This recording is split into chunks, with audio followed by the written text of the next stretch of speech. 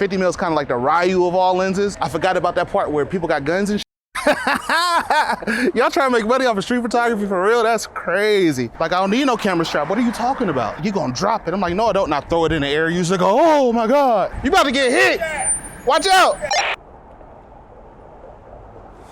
Shoot the crows for the warm up. Get your timing right. The warm up period is something you always kind of have to do, or is it depending on the day? You know, this old brain don't work automatically. You gotta kickstart that shit. Like, some days it takes less time, but I have to warm up. It's a muscle at the end of the day, right? You don't go in the gym and just go lift heavy shit.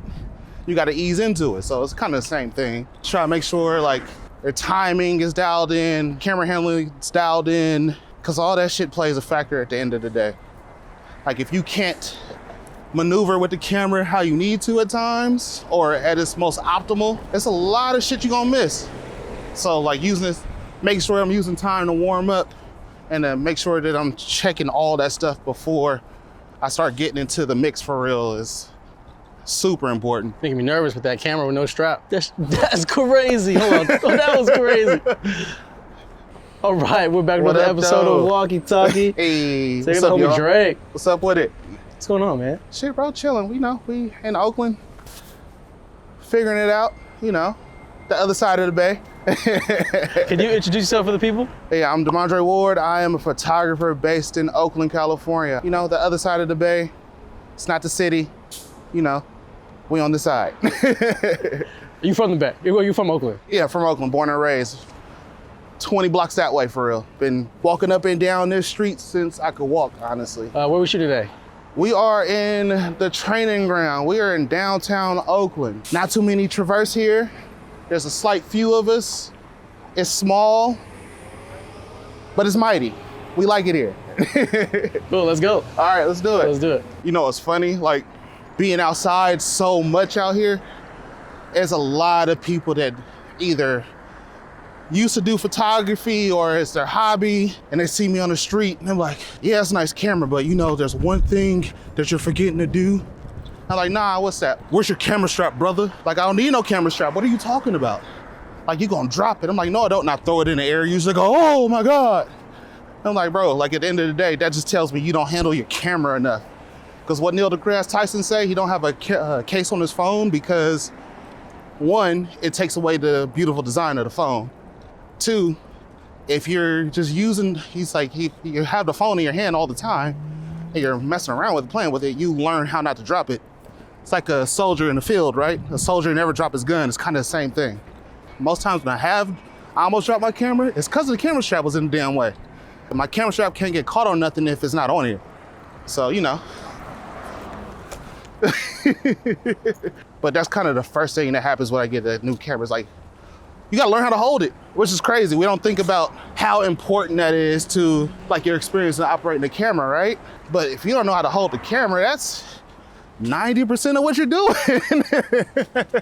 And too, like if especially like wider lenses at times, and like I don't wanna, like there's something coming at me in the opposite direction of traffic, and I don't wanna just hop in front of them and be like, surprise. I'll just switch the camera in his hand and just click and bring it back. You can't do that with a camera strap. So it has its benefits for sure. What's your routine on your day-to-day shooting? How often are you out? How many hours are you out? All right, if I don't have to work, like I'm not doing a gig for a client or have a deadline to meet, I'm probably outside. It's damn near a job for real. It's like probably 8 till 6, 8 to 7, 7 to 7. I mean, with a break here and there, of course. Might go back to the house and go chill for a second, then go back outside. But I'm probably outside. If I can, I'm outside probably all day, every day. Do you rely on photography for your full-time income? Video. I do primarily video as a freelance camera operator, DP. But photography was what got me into it. And I do photography jobs here and there, but I don't do as many as I would need to do to be able to sustain a living off of just solely photography. So yes, we gotta mix and match and make it all work together. A lot of times the question comes up, How do these people make money off street photography? Y'all trying to make money off of street photography for real? That's crazy. I mean, that's probably not a thing. If we're gonna keep it honest, street photography is purely a passion. Street photography is the thing that got me into the other creative endeavors inside of image making, right? That time I feel like that time is gone. Images are too abundant. Photographers are too abundant in this day and space. And we got to think about back in the day when people were making a living. We didn't have the internet and people didn't have phones in their pocket.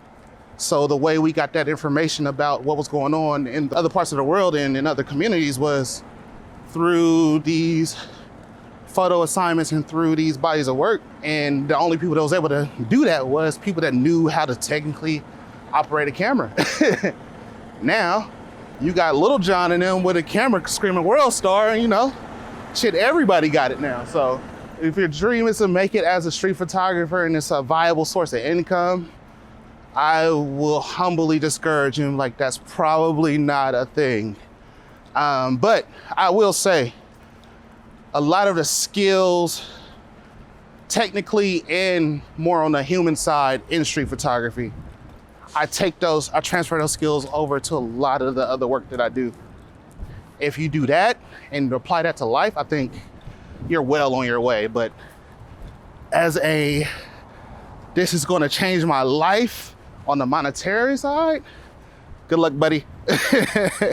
Elaborate on that, the skills you've grown or evolved because of street photography. I mean, the act of street photography and being outside, you have to engage with people. And humans are very primitive animals, bro. We think we're these complex things or beings, or we think we are very high level in our evolution, but we are in certain ways, right? But at our core, our DNA has not changed since Homo sapiens been sapiens. Once you understand that, and knowing that me and whoever else that I'm engaging, we are very similar, no matter where I'm at. There might be some cultural differences, yes. But at our core, we are the same. You learn how to navigate spaces. You could be anywhere in the world. And if you understand that, you get very far. And life is all about building relationships. Success comes through relationships, bro. So if you can't build relationships, you don't know how to build relationships and build rapport, you're not gonna go anywhere in anything. And the street is a great place to practice that, because you have to assess who this person is or who this group of people are, understand what's in front of you, and make a decision on how you're going to engage, right? That's everything in life, but you can't do that behind the desk. Being out here every day, I get to practice skill time and time again. That's, to me, the fun part and most interesting part about street photography, is learning how to understand that human side and how to interact. How is your photography practice when it comes to interacting versus shooting like candid street shots? Very good question. They're one and the same. I mean, it's about confidence, right? If you have a camera and you're pointing at someone, your intentions are felt. They won't perceive it as like I'm being a professional or doing something nefarious with like some long lens or some SLR that has been baked into the human psyche, that if this person has this big ass camera and this big ass lens, they're taking a picture of me doing something nefarious, or they trying to sell my image on the internet. It's like, no, right? So understanding that, it's like, okay, like if I show up in this way, I take the camera out the equation enough to where I could be present and they see me as a person first, not this person with this big ass camera. That's kind of been my recipe of being able to be fast, yes, but I'm only being fast so I can appear confident. If I got a camera up and I'm trying to figure it out with somebody in front of me, that's nerve-wracking on both ends. But if I could just put the camera to my eye, take the picture, or engage in a way to where I'm engaging, then the camera could just fall into place, no matter what hand it's in or no matter what orientation I'm holding it, it's way less for them to register and think about or to be concerned about. It's like the like the doctor that gives the kid the lollipop before they give him the shot. And it's like, oh, I gave you the shot, like where? Oh, you bitch, right? It's kind of the same thing. Yeah, so how would you describe shooting in Oakland or like your practice in Oakland versus compared to like shooting in San Francisco or even shooting in New York? Oh, I mean,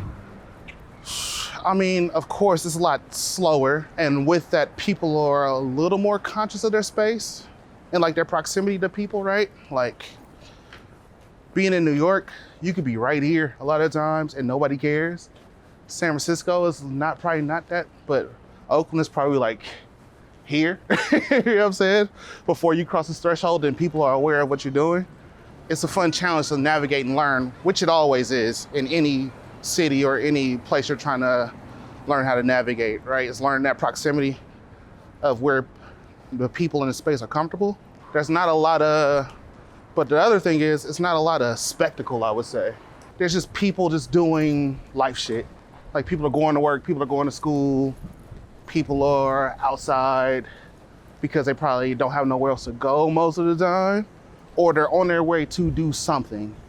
Like there's no guy standing on the corner with a bucket with a silver suit. There's no Spider-Man, there's no sitting there, and there's no Michael Jackson impersonator, right? And I get a lot of times too, like spectacle is fun and spectacle is cool a lot of times, especially when you're learning, because it's like being in the street is hard because when you start out, you don't know what to shoot. And the spectacle and people doing things that are interesting on the street that are unfamiliar, it's like, okay, this is kind of this trigger, this catalyst I can learn and start building from. But in Oakland, you don't have that. So you have to learn other triggers and other things to engage in and make you go, okay, this is an interesting image. So I'm gonna pick the camera up now. But there are a lot more quieter moments. So yeah, I would say that's the biggest things, like the proximity in which you can be to people in space, their attention and awareness to what you're doing in space, and that you have to pay attention to things that aren't so obvious. How long have you been doing this for? When I was like, photography is a thing that I want to do, it started probably 2008, about 2014. I started to really get in the street for a bit. Then I changed focus. Then I would say 2018, where it was like, all right, bet, this is where I want to be. It's like doing this as a passion and kind of put my purpose in this. Was that like a gradual decision, or was there something that happened that like made you go, like, I need to focus this? Okay, that's a spicy question. How you doing, bro? So what happened in 2018, I would go out and just shoot video clips and like make these little montages of just motion in the street. And I was out one July. I was shooting this clip under this underpass, and I was with one of my younger homies at the time. And he go, hey, look behind you. I'm like, what's going on? Two dudes in the car pull up. I was like, oh, okay, fuck. I see one dude put on the mask. I was like, oh shit, this is what's happening, right? So one dude get out the car, he runs. I'm like, fuck it, we just gotta fight. That's what it is, right? Get up out of here. What's up, bro? But I forgot about that part where people got guns and shit. So he pulled a gun. I'm like, fuck, all right, okay, bet. I'm gonna put this down. This is what it is, bro. It's cool. Whatever else you want, I'm gonna put it there, because at the end of the day, I gotta get home, right? Went to sleep. The next day, I'm back outside with another camera in the same area. And everybody's calling. By that time, it kind of spread amongst the people other people that need to know, and they're hitting me like, yo, are you good? You good? This, that, nerd? I'm like, yeah, I'm good. I'm outside right now. They're like, what the fuck? Why are you outside? Like, you good? I'm like, yeah, I'm okay. Like, I mean, at that moment, I was like, bro, like, this is what you want to do, right? Like, this is for you to sit there, experience that, and be outside. And yes, there's some trauma and PTSD that come with it, right? That I navigate on a daily. And, but you assess the situation, realize what happened, learn from it, move on, then understand that at the end of the day, if you're going to be out here, it could happen again. But at the end of the day, the objective is to get home, right? I had like a GH5 and I was kind of oscillating with video and photo at that time with that, but I ended up getting like a Blackmagic for video work. I was like, well, shit, I don't got no photo camera. Then I bought a XT3. That camera made me like, oh, I'm outside every day doing photography. I would say that was like the real catalyst until where I am now. But yeah, it took me experiencing that and going, as traumatic as that was, probably the most traumatic thing I experienced one-to-one. Like, it's happening to me. Not the most traumatic thing I've seen, but the most traumatic thing that's happened to me, right? Where your fucking life flashed in front of your eyes, like literally your whole life just from infant to now, like, fuck, is this it? To experience that and the next day and be outside in the same spot doing the same thing. I was like, all right, bro, this is a sign. This is probably Oakland's main artery right here. It's super small. It's probably 2 more blocks that way, 6 more blocks that way. This is the training ground. This is where we're at. This is where we drill on photography skill and rapport building a lot of the times. Are you somebody that likes to put things in the background so you know where you are when you shoot? Good question. Used to. I try not to do it as much for a few reasons. I haven't really tried to articulate this, but thank you. I think as people that document life, we come from an era where we want to show people the place and the thing. My goal is to show that a lot of the times we're all the same and doing the same shit, just different places, and don't matter where we are. So the background becomes less important, but it's more so about how folks interact with their space and showing those parallels and those similarities and the dichotomies at times, if there is some, and trying to learn and pay attention to those. What's up with y'all? How y'all doing? Speaking of learning and paying attention, this video sponsored by Skillshare. I've been rewatching Andre D. Wagner's timeless Skillshare class on street and documentary photography. In this class, he breaks down how street photography isn't just about taking a single good or great shot. It's about building a visual story from each one of your walks. One thing that he really teaches is taking 4 photographs from a single walk and creating a visual story, and how even though each one of those photographs could be good or great, putting them together and telling a visual story really elevates all of them all together, so the whole ends up being greater than the sum of its parts. He also talks about physically printing his photos into 4x6s and putting them up so he's living with them, and I think that's something that every photographer should do. And this course teaches you that looking at those small sequences, it starts to reveal patterns, moods, ideas, and connections that you never really notice if you're just out there chasing one-off banger shots. See, Skillshare is full of classes like this, taught by working photographers, filmmakers, designers, people who are actually doing this every day. So whether you're trying to get out of a rut, sharpen your eye, or build a long-term project, joining Skillshare is a solid way to stay creative and keep learning. The first 500 people to use my link in the description or scan the QR code will receive a 1-month free trial of Skillshare, plus 20% off your first year. Get started today. By using the link in the description of my video, you're not only choosing to help me, but you're also helping the thousands of people who get inspiration from this very series that you're watching. So help keep it alive by joining Skillshare today and enjoy that 30-day free trial. Let's get back to Dre and using the background environment to place photos in his photography. Nowadays, when I'm shooting, the background is just an aid to the verb or the action or the what people are doing, and understand like, oh, this certain section or the way, and try to understand how people will interact with it. So, but it's not necessarily about the background, you know what I'm saying? Like, or the place that it's in. I've been trying to put words to that for like 2 weeks. What it was too, we ended up doing like a 135 challenge amongst the group, shooting 135 for a month. And it's like, we always want to shoot wider lenses for the context, but like, how much context do you really need to give context? It was kind of the question I had to start asking myself when using that lens, because like if I don't show everything, but I get the idea where you at, isn't that enough context? And it's like, okay, like I can still give you context, but I don't have to show the whole shit. Kind of along that same thought track, to your work and in the way that you see it going or see it being seen in the future, how important is telling the story of Oakland then? You know what I'm saying? Yeah, I get what you're saying. And I'm not trying to sound like a dick when I say this. It's not about the place, right? For me, it's more about building that relationship that the place that I come from is very similar to yours. Let's build that ground and solidify that relationship, and let's learn and grow and build from there.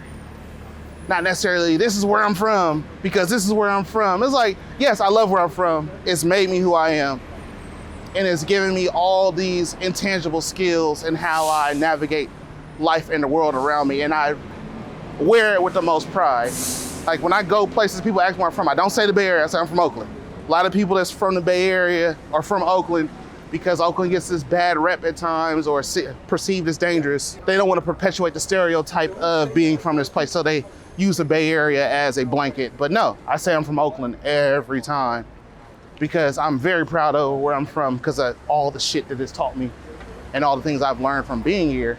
But to say that I need to show this place and to represent for this place, I feel like we missed the bigger lesson in what this is all about, because that's, who's to say that where I'm from is more important than where you're from. Probably the main people that actively shoot downtown, it's me, Brandon, Rough Draft.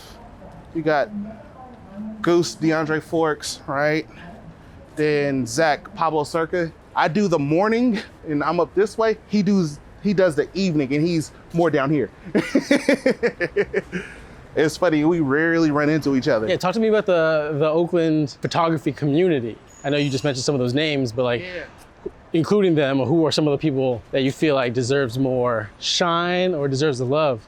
I mean, shit, everybody. The people you have Elvin, of course, L-Boy, we have Brad, we have my girlfriend, Ariel Mason, she's out here quite a bit. You got Kevin Allen, AKA, or formerly known as Irk the Jerk, brilliant photographer in his own right. Probably one of my favorite photographers, honestly, that I know. That's probably like the chunk of people that are like actively out here. Probably, and you know, it goes in seasons, right? I'm probably the only sicko that's out here every day. But when they go on a tear, they go on a tear. And it's like, okay, oh, someone's outside now. Like, you know, probably more so because I'm probably the least multifaceted person in the crew. Everybody else got so many other talents. Like they either are very good at music or they're like designers by trade, or they got just something other thing they could do very well. I just got this. If I wasn't doing this, I'd probably be doing security somewhere for real. So. Tell her anything, but she don't actually know.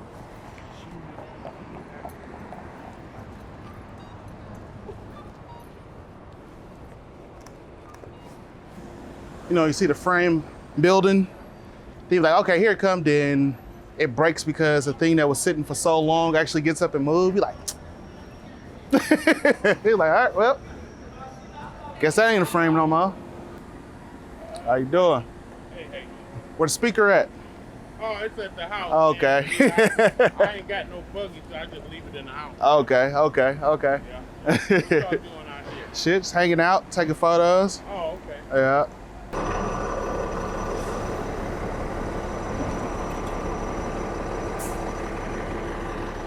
No. Wait, so what are we shooting with today? Let's get to the gear questions. Oh, the gear question. The question that everybody wants to know. We're shooting a M10 monochrome. This is my baby. I love her. She's all beat up, seen a lot of shit. She's been dropped because of a camera strap. But yeah. What focal length? We are on a 50 mil. 50 mil, yes. Not a 28. Not a 28. I love 28. But, you know, we're not going to go on that soapbox, but 50 is tight. 50 is tight. Didn't line up. Nope. It was cool. Didn't fire that one. Wasn't worth it. I've always experimented with focal lengths though. But the better I've gotten and the more I learned about composing and like how compression works and all these things, started going back to shooting 50, a bit more here and there. And I started thinking a lot of my favorite frames throughout the years have been on 50 mil. I'm like, all right, why am I running from this so much? 50 mil is kind of like the Ryu of all lenses, right? It's like great all-arounder, but somebody that knows how to play the game and they beat you right, you're like, damn, he could really play. He really got off. I feel like 50 mil allows that to happen. When you make a great frame with a 50 mil, it feels completely different on so many levels, right? And in a lot of ways, you feel like you got to work for it too. So when it happens, you're like, oh, damn, that was sick, right? And I know y'all saw my guy Red walk through the frame behind me, San Francisco legend in the green right there. But I got a photo of him last week at the same spot, walking through. So we didn't have to turn around and get it. We'll put it on screen for y'all later. With 50, if you come from shooting 28, 28, you can put everything in a frame, and you can do it in a very clever way. But a lot of times you get everything in the frame that you see. 50 mil is a gift and a curse because it's fast as hell, because what you're seeing, and once you get used to what you're seeing, if you do this, right, that's the frame. So a lot of times we're used to shooting this, right? So now you gotta pick, do I want this or do I want this, right? Or what's more important for what I'm trying to say right now? When you go back to a wider lens, it's like, oh, okay, I don't have to two-step in the phone booth no more. I could boogie for real. So now the game becomes a lot slower because you're like, oh, okay, like I've been shooting with half my eye or with one eye this whole time. Now I'm binocular, oh shit, like, okay, like I can see everything. I can anticipate everything a bit quicker now. The information processes way quicker because when you're shooting with compressed lenses, things that are moving side to side, the parallax, they look like they're moving slower in real life, but when they put a lens, the longer the lens is, the quicker that shit moves across frame. So now your timing is quicker. So now when you go to a wider lens, they're moving hella slow through the frame. I learned that shit from shooting 135. It's like the frame would be there and I might breathe and be like, oh shit, it's gone, because I moved, because I breathed, or as soon as they took one step, that step turned into like 4 steps out of the frame.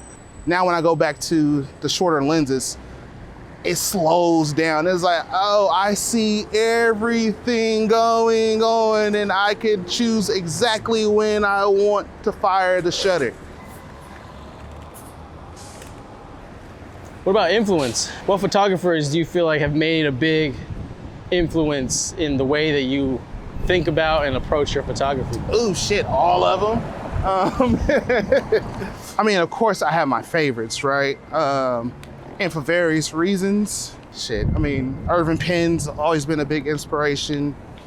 Irving Penn took one of the first portrait I seen from Irving Penn was the Picasso portrait.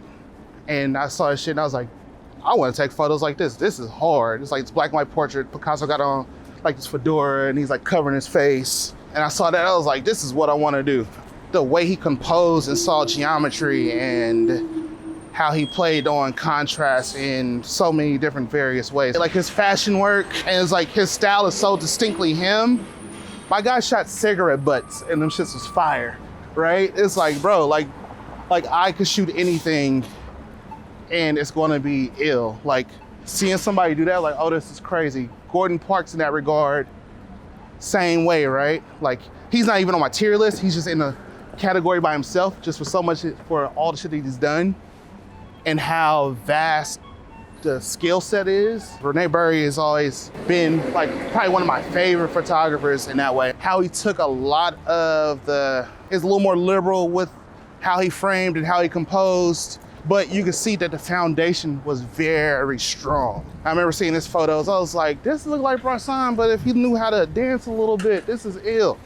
Alex Webb, of course, I didn't think things like that was possible in photographs until I saw his photographs. It was like, oh, he's really living in a parallel universe that happens in a fraction of a second, which is crazy. Eli Reed, for sure. Ooh, I don't want to be this guy. But when you see a lot of Black photographers and they photograph the Black experience, it feels like it's done one specific way all the time. He takes a lot of the principles that I like compositionally, and as far as like lens choice, camera placement, timing, and being in the moment to make the frame. And he took that and put it in spaces. And like his Pink Palace documentation of the project in the city, like seeing that and how he photographed it and being in that project growing up, like I've been here and this looked like a piece of art, but it ain't a piece of art, but it is, you know what I'm saying? Like seeing that and like, oh, and how he engaged the world in that way. This is kind of the base of what I want to do, the foundation, if you will. I could name so many people. What's up with you? How you doing? Normally I don't point photos at people vending because, you know, they might not have gotten the stuff in the most ethical ways, but I see him pretty much every day. And it's like, all right, like he knows that I'm not trying to expose anything that you're not supposed to be doing. How you doing? Hey, good.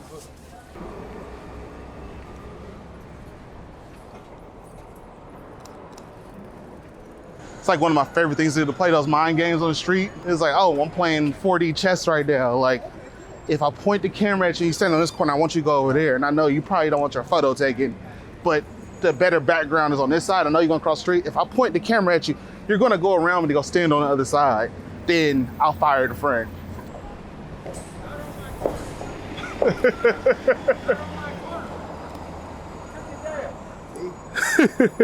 Not on my corner, I tell you.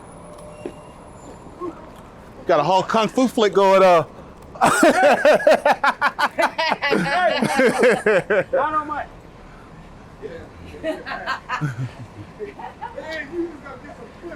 Yep, had to. Fuck it, why not? What's like your workflow when it comes to obviously taking images daily, but more so when it comes to taking those images, culling them down, learning from them, and then applying them to what you're doing? It's pretty fluid. I'm not gonna say I have one set way of doing it. I think that's one of the fun parts or advantageous parts of shooting digital, is that you get that feedback loop pretty quick, right? The feedback loop's short. You could shoot for a week or a few days, and while you're editing, you're processing like if you're objective, you're processing all the things that went wrong, or just like, not even wrong, like just habits you might want to correct, because you might see that they habitually pop up frame after frame. It's like, okay, let me correct this, let me correct that. So that's like kind of like the short of it. I think what makes good photography is not technically, is there's this gap between the audience or the viewer and conception. And it's like, and there's always going to be a gap, because through people's lived experiences and how they perceive information and what they've been through in life, it's going to mean something completely different to them, right? Do I technically know enough on the camera side, the human psychology side, to close that gap from what I'm trying to say and what they're getting, right? And it's like, okay, what tools am I learning out here to when I'm working on those things, or when I'm trying to make those things, that idea registers quick enough or strong enough to, like, yes, they might get they might at least a solid, at least the primary concept and communication is there, but they're gonna fill it whatever subtext they want to, that's fine. But did you understand what I was saying or trying to do? So Cameras and Coffee happens at Kinfolk, the coffee shop on the next corner. What is Cameras and Coffee? Cameras and Coffee is, damn, I see how you did that. Cameras and Coffee is a community event that me and, well, a couple folks and myself host every month to just get the photographic community in a space to hang out, kick it, chop it up about gear. Kind of turns into church in a way for a lot of us photographers and creatives. It gives us a way to just be in community and just have some place to talk to one another that's not online. So how do people join? You just show up? Or? Cameras and Coffee, you just show up. You just pull up, pop out. That's all it really is. You literally just come in to drink coffee and talk to nerds just like you are. You know what I'm saying? We could be so much better as a whole if we come together and transfer ideas and thinking and skill sets and interests and share that curiosity with others, supposed to being on the internet all the time. Speaking of being on the internet all the time, how important is it for you to take the work and show the work in a physical space, as opposed to just letting things into like the Instagram feed or something like that? I mean, I can't speak like I have the answer, because I haven't done too much outside of the internet, but I have a strong inkling and inclination that we are putting a round peg into a square hole a lot of the times by sharing our work on Instagram or the internet, because we are sharing onto these platforms that are making us play by their rules, and we're building and curating within this box, right? I think being able to have full authorship, not just over the work, but the curation and the experience of the work, is way more advantageous in the long run. Not even necessarily saying it's physical, right? I mean, physical, yes, of course. I love seeing prints and photos in real life over being on a screen any day. But just the idea of being able to author and curate our work 100% to the degree that we want it to be experienced is a whole nother world that I feel like a lot of us coming up nowadays are missing because all we have is our phones and all we're posting for the internet. Like there's so much I learned from buying a printer and just printing the work and seeing it and just letting it live on paper. So many intangible lessons and skills. That's like, damn, I probably wouldn't have understood this if I didn't see the work on paper. There's so many photos I don't post because of the internet. I'm like, one, only photographers are gonna understand what this is or understand like the compositional complexity of what's going on here. Two, the shit is so small that a lot of the details that are in the frame that I'm proud about, it's not gonna register on some shit that's this big. So I'm like, don't print it. I'm gonna post this vertical photo that just easy for people to understand and digest and they can see what's in it. So what do you do with those images? I sit there, I look at them on my screen by myself in the dark at home alone. I play some Kenny G and I just look at, damn, they will never understand what's going on. No, I'm just playing. No, but you know, save them for one, you're saving it for a better opportunity a lot of the times to display it. Not that it's going to yield a result, but that's the part of curation, right? It's like, okay, like I have an idea if I show this at this place, at this scale, at this time, it will have this reaction or effect, good or bad. And that's kind of where those photos live. And you know, they'll probably be a part of a body of work later. If some photos, it just makes sense, like, yes, I know where this photo is going. It's going in this body of work here. Some photos like, oh, I don't know. But I like the photo and I took it for a reason. So let's stash that, maybe share it with the homies that will actually be able to understand and see it. And you know, just let that live at top of mind or in the back of mind for a while. You talked about buying a printer and how that kind of opened things up for you.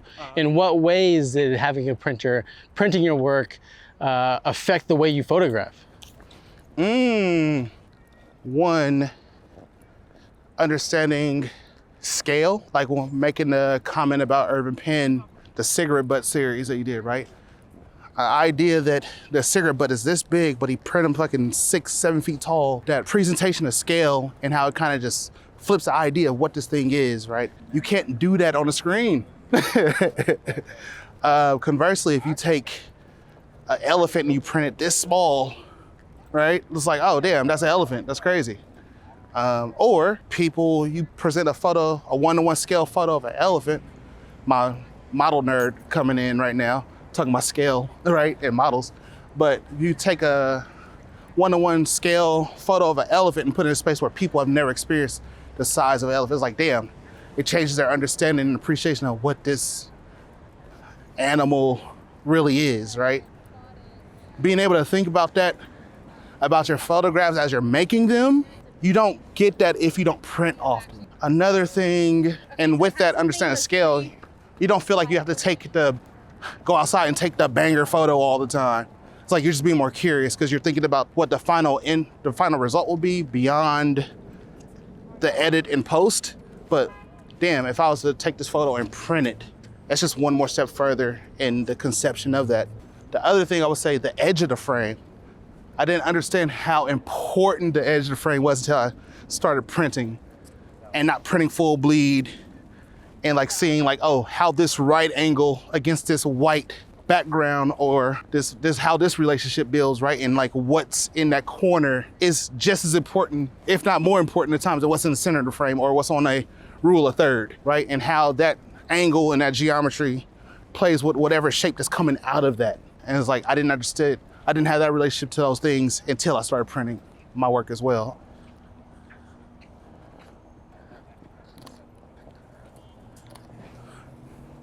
It's one thing I've been trying to teach myself is to appreciate the quieter frame. And that's one of the struggles. So I'm always just hella active. Just trying to just go. Like, and I feel like for a while, my photography had to be that. I was like, nah, bro, like this shit could slow down a bit. Like you can be a little further away from things at times, like it's okay.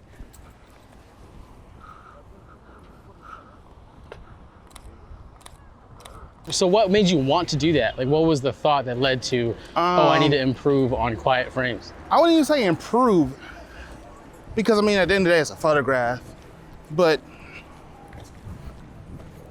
more so comprehending that these moments are just as important as the busier ones, right? And thinking about how does the idea translate of this moment of quiet, stillness, solitude, translate and transfers to the viewer. Because, you know, sometimes it don't work. Sometimes it works exceptionally well. You're like, damn, I felt that. Sometimes it don't. So it's like trying to understand like what that is. Because you could compose it and frame it. But it's like, understand like when the information makes sense. It's less information, so the information is so important. Like if it's complementary to the main subject or not, that breaks it. Do the one subject, are they representing the idea that's just easily recognizable, transferable, and relatable, right? I think that's more so. Not necessarily trying to get better at them, but understanding like the makeup of them, the DNA of them, and what makes one strong or not strong. You had mentioned this as being kind of like a training ground or deliberate practice. Mm-hmm. So this is like the training ground. What's the game? The game is when,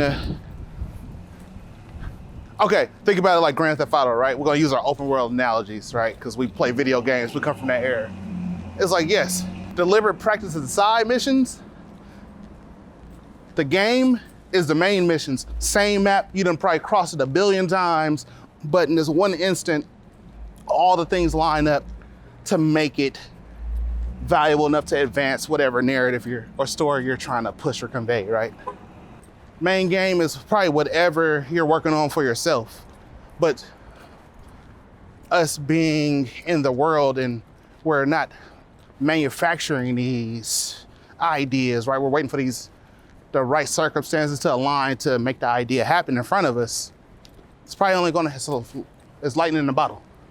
It's only gonna happen a few times, so how many reps in or how many ways can I prepare myself for those things when I see them? It's kind of the thing. It's like kind of stay ready and gotta get ready, or rather have it and not need it and need it and not have it. It's kind of that mindset. How you doing?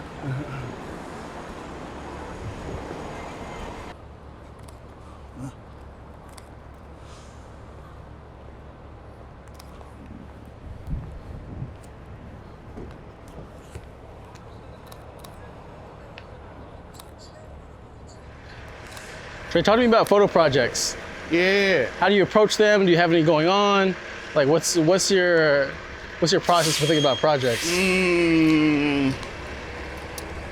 I have hella projects going on right now for a few reasons. One, I feel like projects present themselves to you in the current state of mind and wherever you're at in life that you're in, right? So, like, just trying to pay attention to that and putting them in buckets per se. You know what I'm saying? These ideas, these metaphors, these things that I'm living with on a day-to-day basis, these conversations I have with myself. I mean, because at the end of the day, the camera looks both ways, right? Like, you're going to point the camera at shit that reflects you or stuff that you're thinking about. Maybe it's on a very conscious level, or maybe it's on a subconscious level, right? I use photography a lot of the times, probably all the time, to be real, to try to tap into my subconscious self and try to figure out why am I thinking the shit that I'm thinking, and right? Because I'm pointing the camera at it like, why am I doing that? There's something here, right? And you start doing a lot of reflection and thinking about life, and you go back to your whole childhood and shit, and you start like, oh, maybe this is an inciting incident, and you start progressing forward to where you are now. That's probably the main way I work on projects now, and probably will forever do so. Just keep it interesting, because that way I don't feel like I have to go somewhere to make a project, right? Wherever I'm at in life now could be a project if it's wrapped in honesty and intent. So yes, I have about four in the possible that I'm probably working on right now, on top of just like other little quick little side projects and missions that I kind of just want to just do because I have the content. And how you doing, bro? I really have grown fond of the art of bookmaking.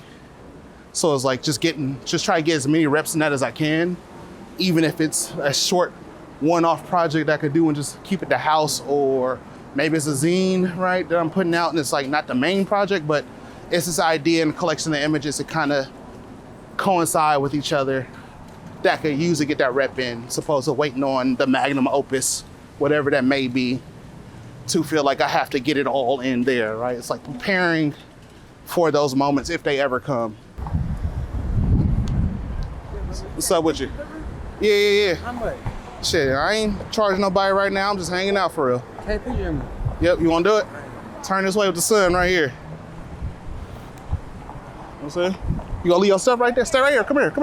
Right here, come here. Right there. Don't wanna put against the pole. Right there. 1, 2, 3.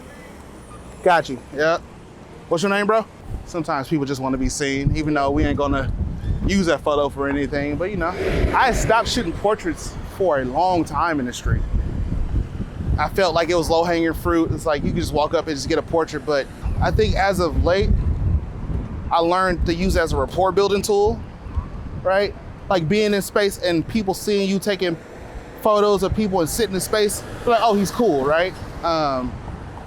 There was this one incident that happened. I was right here.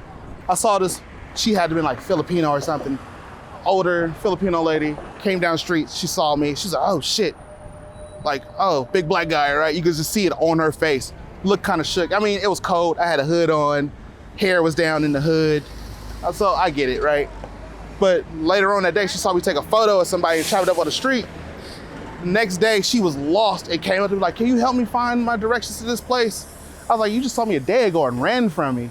But I saw her see that interaction. And it's like, oh, okay, so it's like nowadays, it's like, I'm not chasing the portrait, but if the opportunity presents itself where I need to get anchored in space to kind of see who's who and what's what, draw those conversations, let the camera be a point of interest in, let the portrait be a manufacturing of that.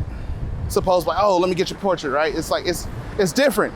So now it's like, yeah, like I'll take them and I don't really care for them often unless it's something like it fits in the body of work or a narrative that I'm trying to present. First, it was like, yes, do them all the time. Oh, fuck them, don't do them all the time. Let me show you how good of a photographer I am and how I could compose to now it's about controlling the narrative of me in space because I know that everybody is out here seeing me with this camera. What's up with you? Out here bullshitting. So we gonna be on the same level. So the catch police. Are you resist?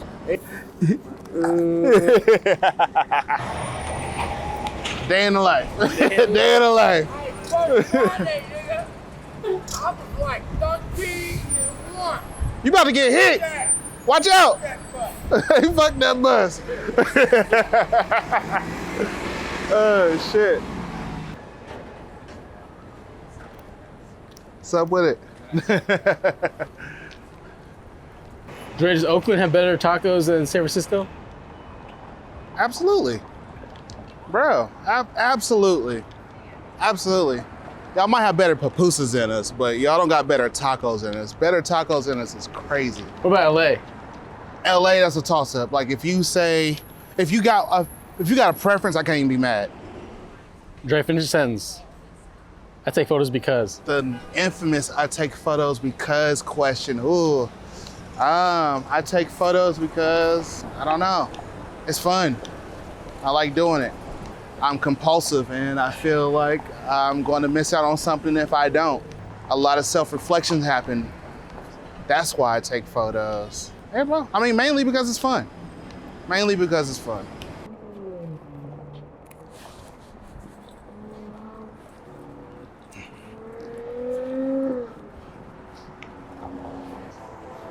All right, that's gonna do it for this episode of Walkie Talkie. Dre, thanks for hanging out with me today. Bro, thank you. Appreciate you for coming out, bro. And I mean, and I will say this for everybody, bro. Like, thank you for doing all the things you do for the community. and bringing all these different perspectives in a way that's palatable and digestible for everybody to learn and understand and grow from each other, bro. Like, nobody else could do it but you. You know what I'm saying? So appreciate you for coming out here and coming to Oakland and hanging out with me for a day. It's been real. Of course, man. Can you let the people know where to show you some love? I'm on Instagram, Dre.Wick. YouTube channel, Demondre Ward, full name. And yeah, bro, that's it. I ain't hard to find. All right, man. Peace. Peace. Now when they see us in the streets, all they wanna